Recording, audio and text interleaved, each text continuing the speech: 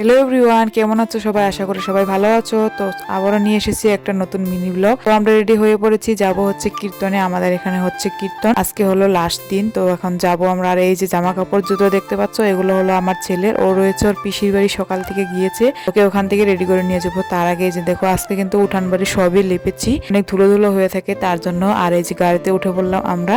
ও হচ্ছে আমার দেওরের মেয়ে, আমার ভাস্তি, তাই না?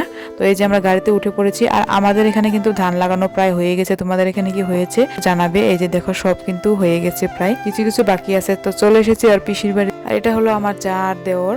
তো ওদের সাথে যাব। এই যে ওকে রেডি করে আবারও গাড়িতে উঠে পড়েছি। তো কীর্তনে এসে পৌঁছে গিয়েছি আমরা। তো এই যে দেখো কি সুন্দর কীর্তন হচ্ছে। আর মানুষ কিন্তু অনেক হয়েছে, যেহেতু আজকে লাস্ট, আজকে মৎসব। এই যে দেখো কত মানুষ।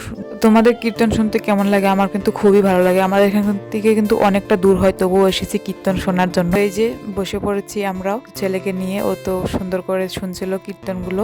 আর এই যে পিছনে আমার যা বসে রয়েছে। তো তোমরাও একটু শুনে নাও কীর্তন, আমরা তো অনেকক্ষণ ধরে শুনি।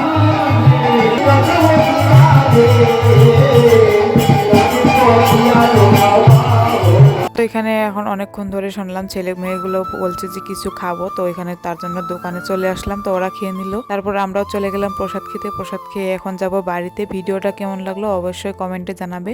আর যদি ভালো লাগে থাকে লাইক কমেন্ট শেয়ার করে দিবে। টাটা।